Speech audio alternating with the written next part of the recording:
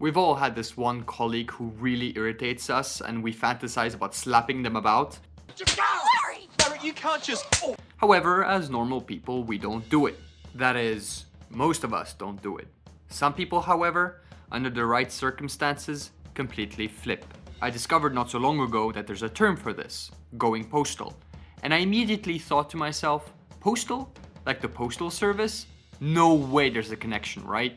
I don't know about you guys, but when I think about workplace violence, my mind doesn't go to the mailman. But oh boy, was I wrong on this one.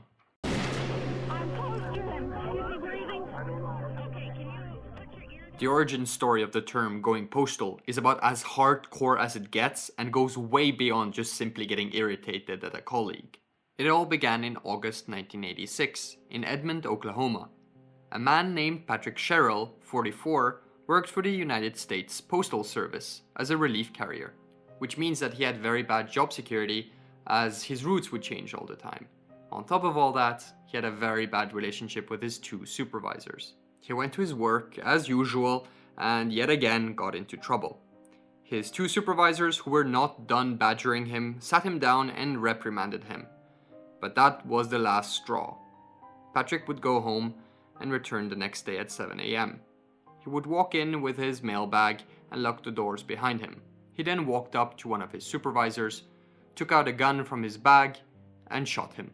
He then started looking for his other supervisor. But as he didn't find him, he started shooting at everyone else. In just 15 minutes, Patrick killed 14 people and wounded 6 others. And when the police finally arrived, he took his own life. This massacre shocked everyone and is still to this day one of the deadliest workplace shootings in the US. It was from this event onwards that the term going postal went viral. It's almost as if something broke in the minds of very frustrated postal service workers, as the years that followed were filled with massacres, with people just flipping and killing colleagues and oftentimes supervisors. Another one happened in 1991, in Royal Oak, Michigan. Thomas McIlvaine, 31 years old, was a former kickboxer and Marine, and when he started his job at the USPS as a letter carrier, he was very hopeful. He even described it as his perfect job to his friends, saying that he could work outside and he didn't expect to have any supervisors over his shoulders, seeing what he was doing all the time. Turns out working at the USPS would be hell for Thomas. His supervisors would complain even at the minutest things, such as driving 2 kilometers per hour over the speed limit, or reading a newspaper at work. They would constantly call him at his home and harass him. He would actually get suspended in 1990. For shouting and swearing at his supervisor. He wanted his job back, so he initiated an arbitration procedure, which would last for 15 months, during which he would get no unemployment benefits, and he made several threats. When the decision finally came, he lost. The day after he found out that he wouldn't be able to keep his job, he went back to the Royal Oak office. He entered through the back door at 8:45 a.m., took out a sawed-off semi-automatic rifle and started shooting at his former colleagues. He would kill 4 and wound another 4 before taking his own life. These types of postal service shootings would happen almost twice a year all the way from the 80s to not even that long ago. In 2017, in Dublin, Ohio, a 24-year-old USPS worker, Deshaun Stewart, was having a rough time of it. He had a bad relationship with his supervisors and was facing impending dismissal. What's worse, he was having a psychotic break. He was convinced that they were casting some sort of spells on him and God was telling him to do something about it.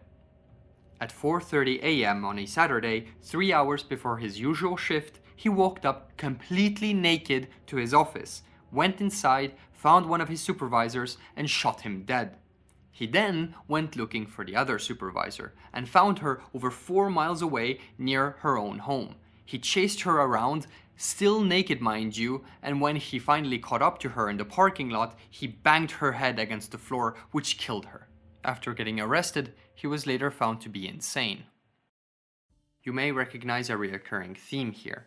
Seemingly very ordinary people from all walks of life have a normal job at the Postal Service and after years of bad workplace conditions simply go crazy.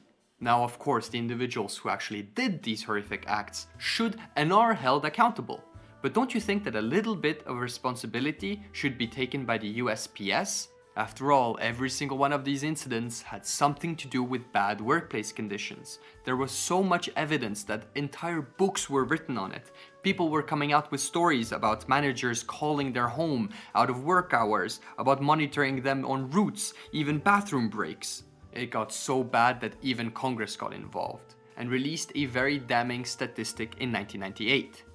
Despite only accounting for 1% of full-time civilian labor, the USPS accounts for a full 13% of all workplace homicide. But despite all this attention, no major changes were made for such a long time, and even today, not everything is fixed. These events would, however, leave a permanent mark on culture. If you were mad at work, for example, people would say that you were going postal.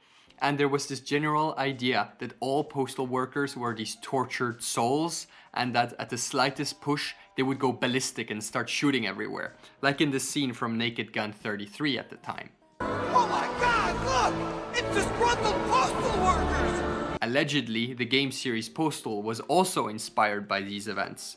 You know, the game where you can use a cat as a silencer, where you can pee on people on command, and where you have to have Osama bin Laden sign a petition? Hi there, would you like to sign my petition?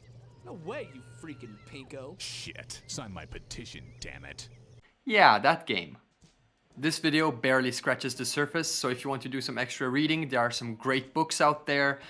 And in general, if you live in the US, be kinder to your mailman, I guess, because they might have a really rough time of it. Otherwise, I hope that you enjoyed this video. If you did, please subscribe, and I hope to see you for the next one.